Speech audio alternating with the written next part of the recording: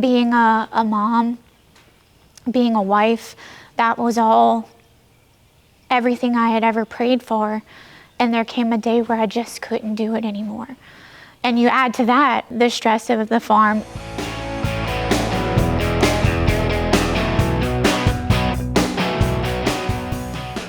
Hey everyone, I'm Allie Shipley. Welcome back to the Louisiana Farm Bureau Podcast. May is National Mental Health Awareness Month, which is the perfect time to talk about this important topic and to introduce our next guest and an initiative she's been working really hard on. So I am honored to be sitting here with Miss Courtney Gerace, and we'll get into why this initiative is important and why you're the perfect person to be sitting here talking about it. But before we jump into all of that, why don't you tell us a little bit about yourself? Thank you. So I'm Courtney Gerace. First and foremost, I am a wife. I'm a mom to 5 kids. We farm. I also hold an executive director's role with the Conservation Association. Lots of things. I'm a quilter. Go on and on. But thank you for having me, because the reason that I get to speak with you today is something that started out as a conversation with a friend of mine and quickly turned into kind of a personal mission to make a difference. So I'm very grateful to be able to sit here with you today. We're glad that you're taking the time to sit with us, and we've kind of talked a little bit before the cameras were rolling that this is a deeply personal topic, and so we appreciate you taking the time to sit here and talk about it.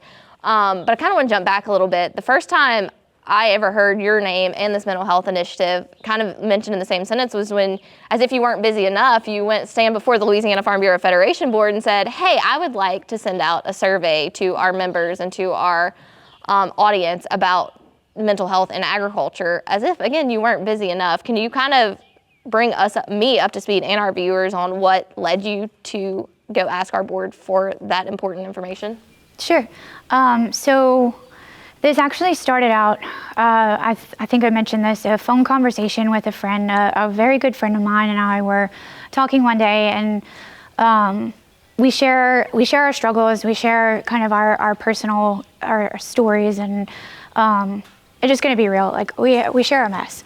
And she made the comment to me about wanting to see something more at convention, and in this realm, and jumping straight into, we have a breakout room with a licensed therapist, and it is kind of a leap. And we thought, well, is anyone even going to walk behind that door? Is anyone going to feel like someone's watching, or, is this even going to be a thing? How do we even get this rolling? And she said, can you do something with this?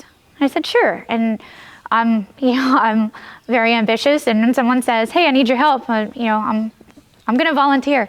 But it quickly turned from, yeah, I'll take this idea and run with it, to I got to do something.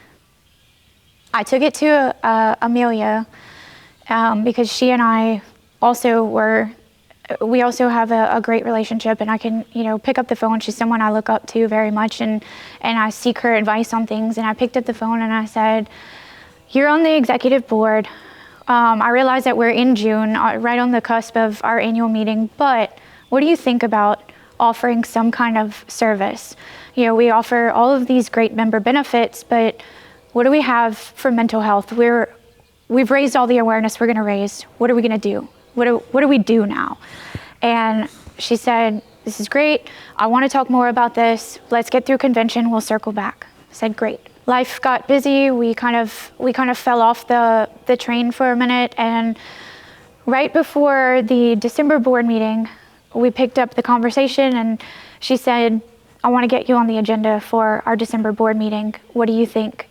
And so she and I had been working on a survey, pulled in a couple resources through some meetings, and we put together something that we thought would really get us some answers on, one, if our members are even interested in discussing mental health.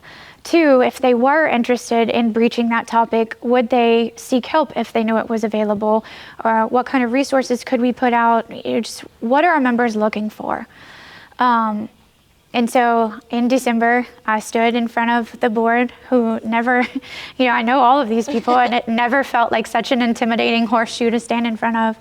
And I made my ask, but it wasn't just the survey because it was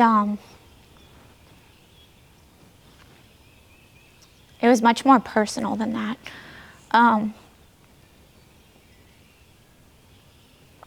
don't come from a farming background, but I've been married to a fourth-generation farmer, and we've been together, we've been part of each other's lives for 20 years now, but I am what someone who struggles with mental health looks like. I am a generational anxiety and anxiety-induced depression sufferer. Being a mom, being a wife, that was all everything I had ever prayed for, and there came a day where I just couldn't do it anymore. And you add to that the stress of the farm. You know, the first farming check I ever wrote out had so many zeros behind it. I said, there is absolutely no way this fits in the box. And my husband said, yes, it does. You just have to write really small. So, and I joke about it, but it's a real thing. It's a real thing of living in a fog and living like you can't breathe. And the smallest things can derail your entire day. The thought of getting out of bed and hearing my kids in the other room and having to get out of bed and just make breakfast it just became too much. Fortunately for me, and I realize this is not everybody's story, but fortunately for me, I have a husband who is patient and level and wanted to help even when I had this physical block on my words that I couldn't say what's wrong with me, or I couldn't say I need help. It's every part of me is yelling, ask for help, and the words just won't come out because I know that will make me feel better. And that's exactly what anxiety was not allowing me to do. And so, finally when this all came out, I was able to, with the support of Nick, get to my doctor and tell my doctor all of this. And even when words completely failed me, he could step in and say, this is what she says, this is what's going on, this is kind of the final straw that broke everything. And so I was able to start not only my path to feeling better, but kind of my journey of self-awareness, which is why the accepting I'll call it this mission, accepting this mission quickly became something that I see as incredibly important, incredibly vital, and something that only furthers my engagement and my love for this organization. Because when we say that Farm Bureau is a family has to be willing to air their laundry. Family has to be willing to stand up and say, I'm not okay, I need help, and I don't see help anywhere here. So what are we gonna do about it? And so this survey was kind of the launching point for what our membership needs and kind of my break into saying, you all have known me on a professional level and as a volunteer in this capacity, but here's all of me. Here's where I'm not okay. Here's where I have faltered, and here's where what you may see in front of you doesn't align with all of who I am, on a day-to-day basis. And I'm broken and I struggle, and some days I can't do anything, and some days the laundry piles up, and it's okay. And I don't want to keep this to myself anymore. I don't want anyone to think any differently of me, but I also don't want to pretend that I'm okay when I'm not. And there's a real freedom that comes with saying that, but it's also incredibly, incredibly terrifying. Because I don't know what's gonna change. I don't know what perception of me is gonna be different. I don't know how I'm gonna be viewed. Well, let me just cut you off there, because I didn't know any of that until we sat down today, and I joked before the camera started that I didn't want to start this conversation until we were rolling because I didn't want some of this to come out.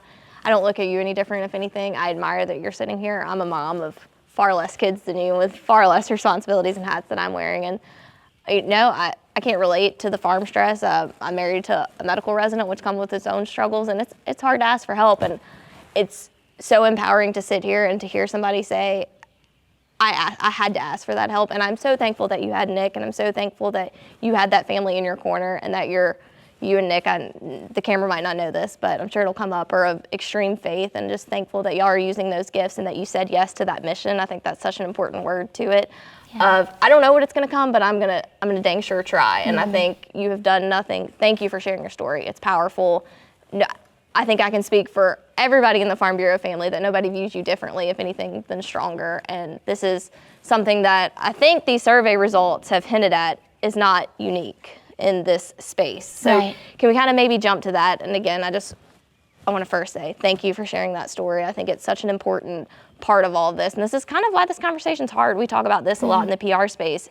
It's hard to talk about mental health and raise awareness when nobody will talk about it. So we can talk about these generics, and we can use stock photos, and we can use these generic stories, but until the real people who are really living that many zeros on those checks and feeling their real struggles of the taxes and things like that are talking about it, then it's hard to put some stuff behind that. So I think we kind of learned you weren't alone in that survey. Is that I've been fortunate enough to be on the back end of these calls and kind of see this process from that point on a little bit. And the survey results were pretty telling. Am I correct? What did you and your committee learn from that information? Right. So the survey was sent out in December, and we got responses fairly quickly. And I was pleasantly surprised, and I was optimistic. I'm truly optimistic and overly ambitious about things. So I thought, we're going to send this out. It's going to be phenomenal. And then the logical side of me thought, well, people don't have to take this at all. And so whenever we started to get responses, I'd click on the survey and then refresh to see if anyone else had submitted. But no, in all actuality, we got a really good sampling, and surprisingly, overwhelmingly, I think we're at the point where we just want it to be a conversation. The problem comes in with actually seeking help. So, if people are kind of struggling with where to go or where to find it or how to pay for it, that's a really big hindrance. And there's also, I'm not naive enough to think that this initiative and this podcast episode is going to completely obliterate the stigma. We're still going to be dealing with folks who maybe don't understand the industry, or maybe they do, but not everyone thinks the same. And you're still gonna have that person, unfortunately, you're still gonna have the scenario where someone recognizes your vehicle, and someone recognizes your vehicle at a therapist office, and they talk to your landowner. And that's a really bad feeling. That's really scary. I think my goal or my driving factor is to stop worrying about the what ifs and just make sure that you're okay, because making a permanent decision that you can't undo, I think the reason that we're seeing so many farmers do it is one, that it's a complete loss of hope. And I have no medical credentials. That was not listed in the beginning of this episode, but just from observation and from personal experience, when you get to this feeling of complete hopelessness, and the thoughts that are running through your head are telling you that everything you're doing is unsuccessful, and that the burden you are causing by being here is lessened by you removing yourself from the equation, those aren't lies to the people that are hearing them. It's not selfish to the person that's hearing it. It feels like, and it sounds in your head as if you are doing the best thing for your family or for the farm that you leave behind. The thing that we have to try to overcome, the thing that we have to try to be louder than, is those voices that it doesn't matter how far in debt you are, or how many costly mistakes you think you've made, or that your estate plan is not quite in order. You physically, mentally, emotionally are loved by a group of people, and they need you to stay here in order to work through these problems. And that you're not the cause of the problem, you're part of whatever the solution may be. Another thing that we've talked about in our committee is that when you farm, it's not just a job.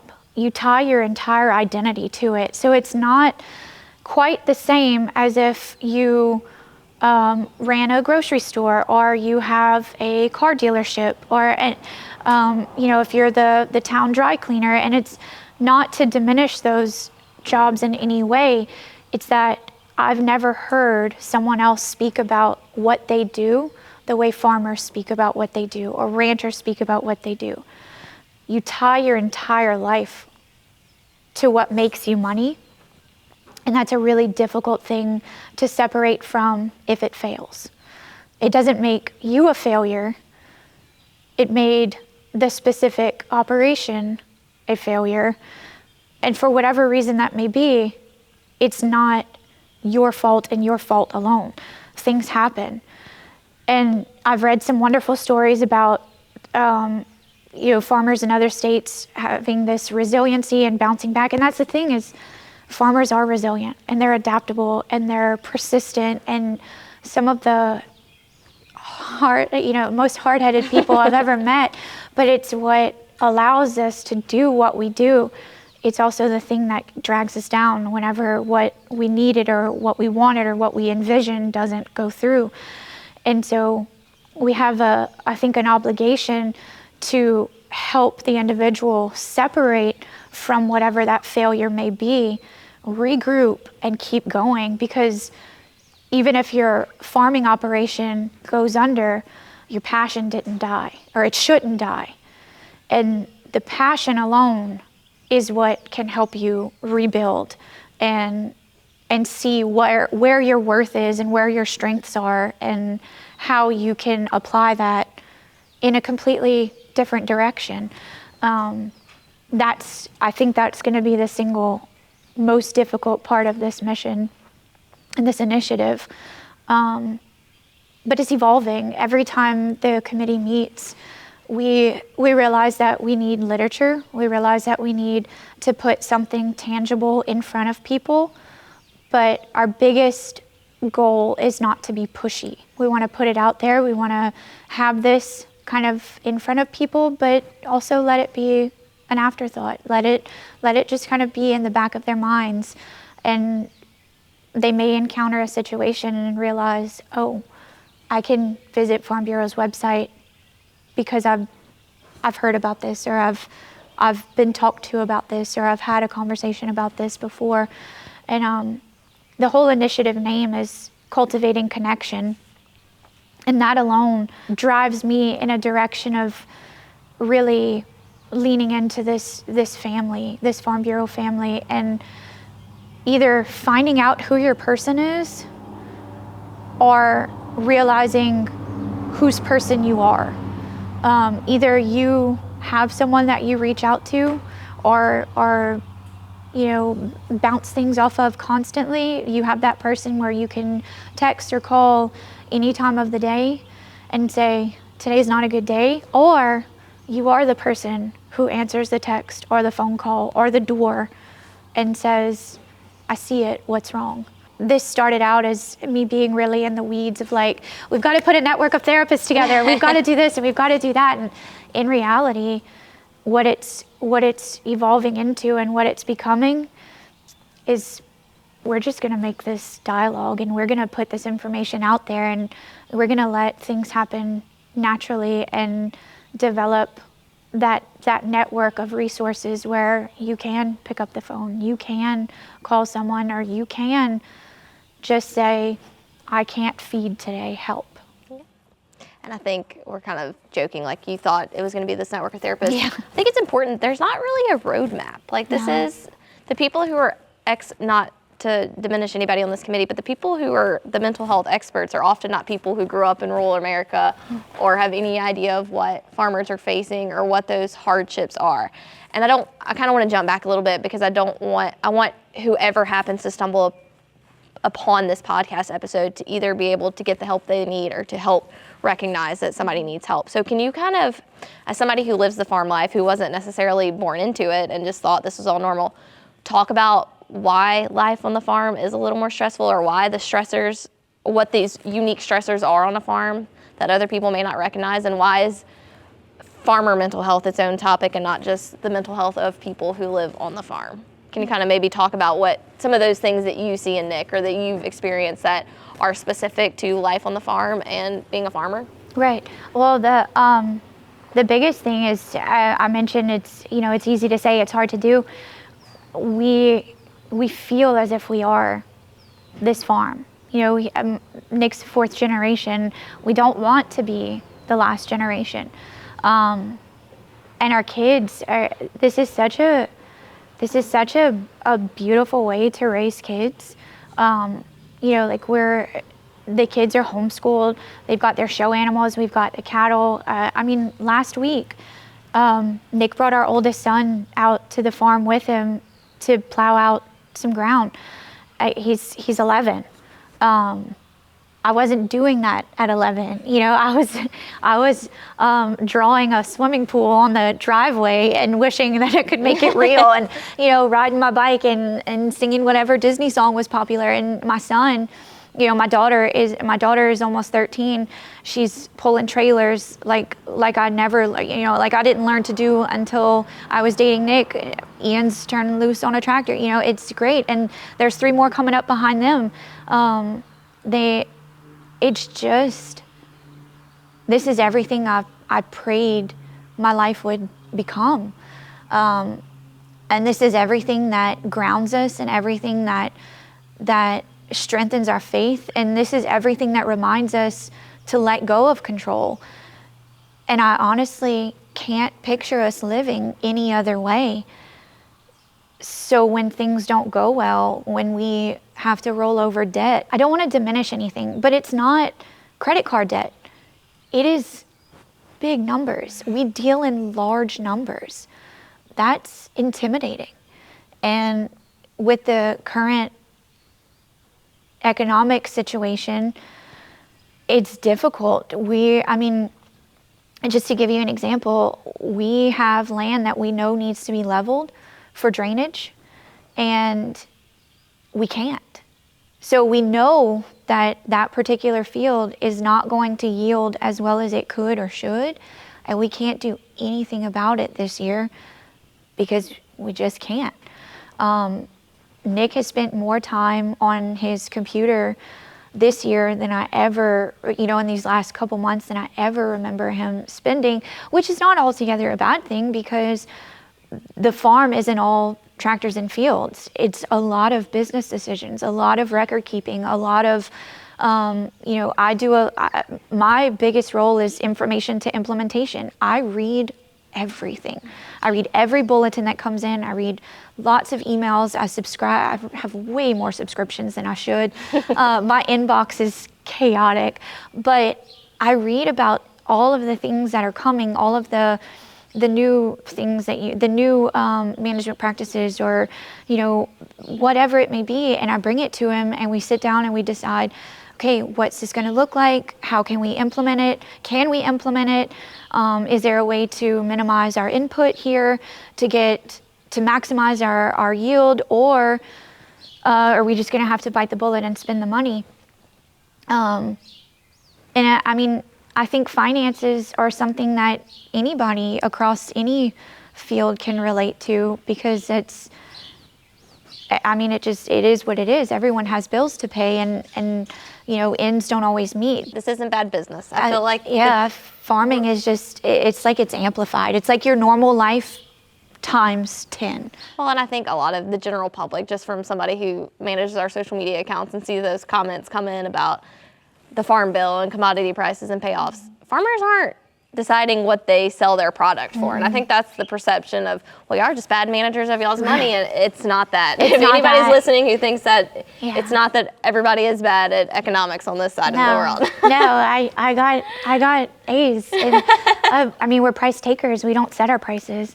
And the truth of it is, we can spend months on Capitol Hill, but ultimately, you know, our legislators are voting, and we can persuade legislation, but once it's voted into, favorable or not, then there's laws that are made, there's rules that are made, and we only have so much influence. And so at the end of the day, our voices matter incredibly, but they're a portion of the entire process.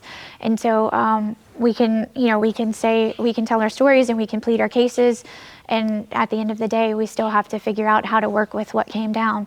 So and too late. The crop's already in the ground. Yeah. You know, we joked about there was a tractor coming in as we were about to start filming, and, you know, like, can you just pause farming today?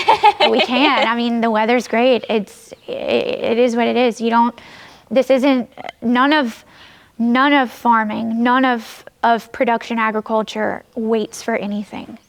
It doesn't matter that it's your anniversary or that it's, that Christmas is coming. If something needs to be tended to, it's time sensitive. So it's, that too. Mother Nature is moody, and we have to deal with it. So I feel like it's always controllables and uncontrollables. Like, farmers are really not in control of much except the decisions they make, and then it's a lot of faith and a lot of hope. And again, sometimes that doesn't work out. And lately, the farm economy has not been kind in the commodity world. And I think I just wanted, if anybody were discovering this and didn't know about that part of the world, wanted them to kind of understand that background to this mental health struggle, because I think that's a big part of it. Is there anything else y'all learned in the surveys besides economic troubles that people were struggling with, or that was the cause of these mental health issues in the agricultural community? No, I mean, nothing new came out. It's stuff that we knew, and that was again, one of the things that, it sounds incredibly rude, but, you know, my goal for the board was, we've talked enough about it. We know what it is. Right. What are we gonna do? Of course, it was presented much more eloquently than that to the board, but quite honestly, as terrifying as it was to stand in front of the group, to stand in front of the board, the receptiveness of the message, it was, I think it was a moment I won't soon forget, because what I anticipated, or what I built up in my head, I guess from a reaction standpoint, was not at all what I got. The room was deadly quiet. Every eye was on me. I couldn't see anything behind me, which was good, but they were on you too. I was in there, I can confirm. I've never had a presentation like this where no one was looking at anything else except for me. And it was absolutely terrifying, but it was also exactly the encouragement I needed to keep going. And when I finished and presented my ask, I was immediately met with, yes, send it out, and here's your committee. Get to work on it, let us know what you need. And for such a heavy and dark topic, there's something so beautiful about the way this is all working out, and just the way the pieces are falling into place. And honestly, I felt the same way about my own personal journey, and I hesitate to call it a battle with anxiety, because if I chose to wake up and fight this every day, I'd be miserable. But if I allow myself to sit with it and be aware of what's happening, or how I feel, or what work and life situation I'm in at the moment, that is a whole lot easier than trying to fight and push through and say, I don't give two craps what I feel today I have to do this, this, and this. If I can't function for my kids or my husband or our operation, it doesn't matter what my to-do list is. If I have to take that day off, if I have to take that day to rest and regroup, I never thought that I would have the conversations I have in my house, but I'm so glad that I do, because I see some of the same things that I struggled with in one of my kids. And for that child's benefit alone, it's worth everything that I go through to try to help that one start off in a better spot than I did. And then backtracking, talking to my parents about this, it helps to have their support, because they've also lived this situation. They've also seen how it plays out when you fight it, when you don't know where to go for help, or when you feel like you've come to a solution too late. And it helps both of us in terms of the regrets and the shoulda, coulda, wouldas, and it helps all of us, my kids' village, it helps all of us to prepare them for what they may have coming down the line, or what they may deal with in adulthood, or what they may see get worse as they get older. It also is really beautiful to have that open dialogue that I can say to them, today's not a good day. And everybody just kind of resets. There's no chaos, there's no commotion, nobody's arguing, nobody needs me that day. It's incredibly freeing. And if I can experience that side of having, struggling with mental health, I think everybody should be able to at least know, if you don't feel like you're there, it's possible and it's an option. Maybe this is their light.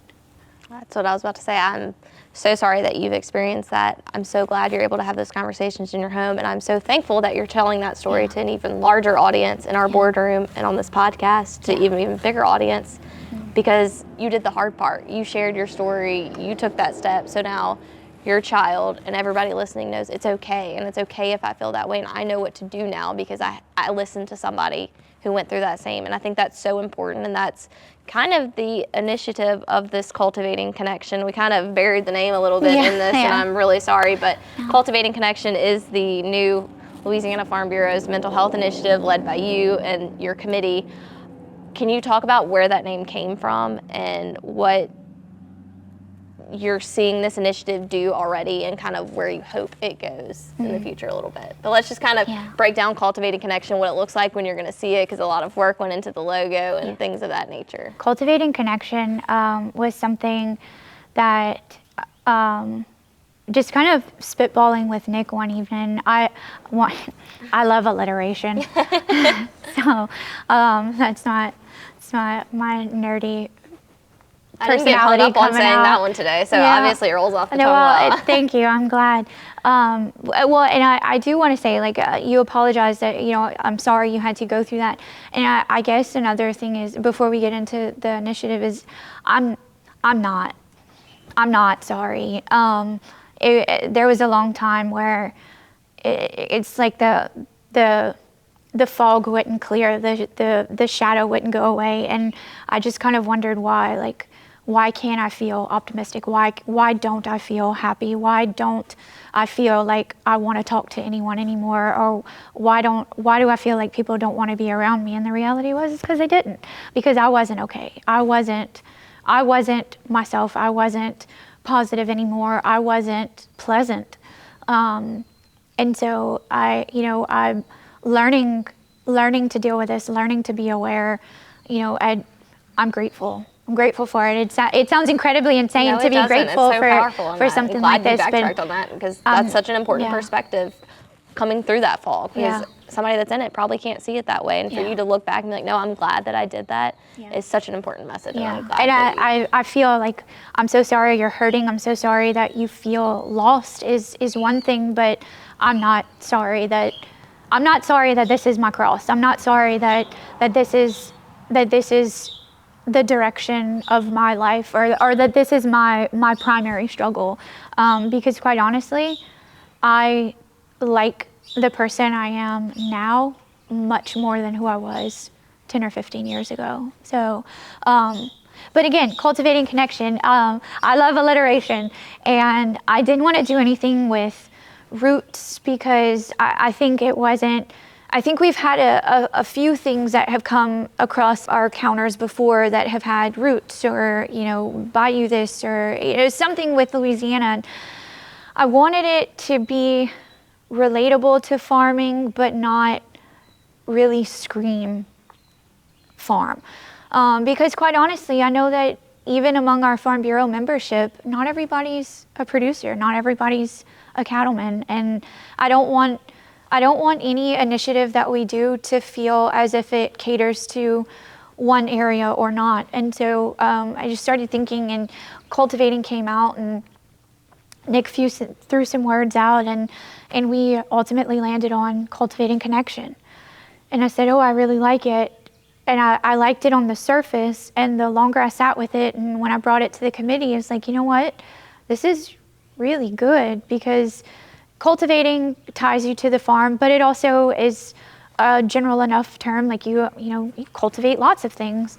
And then the connection part of it is, one, we want to connect anyone who may need it to resources, but as I mentioned earlier, we want to encourage that interpersonal connection. We want that farmer who has been sitting on his or her tractor for 10 hours a day, 14 hours a day for the last, goodness knows how many days, and feeling as if they're the only one whose crop looks this terrible, they're the only one who has this pest pressure, they're the only one whose bank account looks like it does, they're the only one who can't figure out X, Y, or Z, to make a connection with someone. Because the reality is, we don't know everybody's situation. We don't know everybody's inner workings of their operation. You're looking in windows. So if you stop looking in windows and you start stepping in to visit, and you make those connections, and you realize, I'm not so different, or I'm not alone, or it's not just me, thank God, that matters. So as much as I wanted to put together this impenetrable system, a network of, we've got therapists in all four corners of the state, and we've got this, we've got that, and that's not what this initiative is. And I think that by starting slow and putting one foot in front of the other and encouraging relationships to form, we're gonna see this grow into something that we can't even imagine right now. And it's obviously turned on its head. We've talked about this from the first talks. It's not these pretty pamphlets anymore. No. It's not that. What do you hope? This is the very beginning of Cultivating Connections. We've kind of talked about this. We've got the name. What do you hope people have to look forward to when it comes to this? So right now we have this. We have just a postcard, very non-intimidating at all, and it just gives you some quick information and a QR code to visit our webpage, our page on Louisiana Farm Bureau Federation's website. We are working as a committee to develop kits that we can hopefully distribute to our parish farm bureaus, so our parish farm bureau organizations rather, so that this can be something that can be laid out in conjunction with a field day or a parish event. And it, again, just not intrusive, not pushy, not intimidating, but just some resources that you can have laid out on the table, and people can pick it up or they cannot. And those resources would include things like signs to look for in yourself or someone else, 5 steps, 5 things that you can do when you realize that someone is in need of help. The 988 hotline, which is not specific to agriculture, but it is the National Suicide Prevention Hotline. And so that is immediate. You dial that number, you get immediate help, and that couple of seconds can be the difference between a decision made or not. I also think it's important to give some tips, as corny or cliche as it may sound. Sometimes when you're so anxious, you forget to breathe.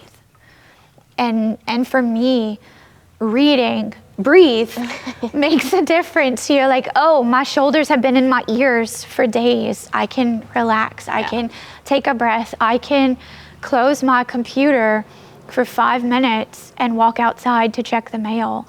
Those little reminders, or having that little card in your console or in your backpack, or on the floorboard of your tractor, because that's where it landed. I don't have the notion that this is going to be the end all be all or a cure all. I have the idea that this is going to be a small seed that gets planted, and that if it helps one person, if it's a reminder for one person, then this work was worth it. Well, Courtney, I have no doubt that you sharing your story today and you saying yes to this mission is going to help far more than one person. So we're so thankful that you took the time to sit with us today to share your story in such a vulnerable place for the internet to see. I know that's hard. I can only imagine. I don't know that it's hard. I can only imagine how hard that is, but I can only say how appreciative we are and how powerful I think that is.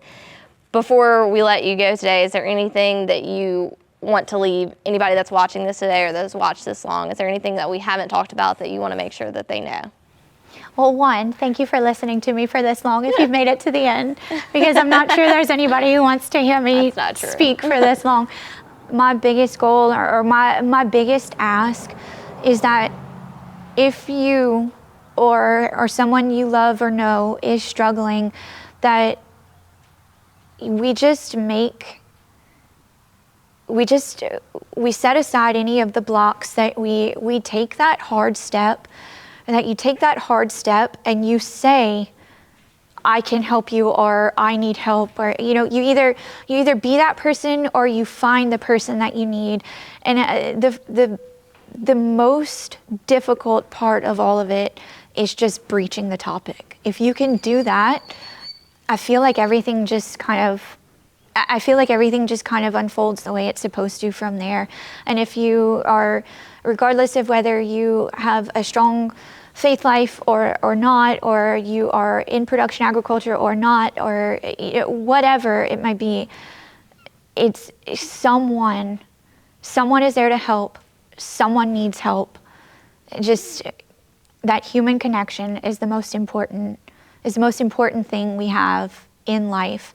And the moment we lose that, or the moment we find that less than valuable, is where we find ourselves in trouble. So it's, as long as we maintain the value of human connection and love and caring, I think we're on a good path to making this not such an uncomfortable topic. Well, thank you for putting yourself out there and being the first one on the state stage to help breach that really difficult topic. We really appreciate it, and I know so many other of our members do, and so many future members are going to be so thankful for that too, so thank you. Thank you. If you want to learn more about Louisiana Farm Bureau's mental health initiative, Cultivating Connections, we'll be sure to link all of that here in the show notes. That does it all for this episode of the Louisiana Farm Bureau Podcast.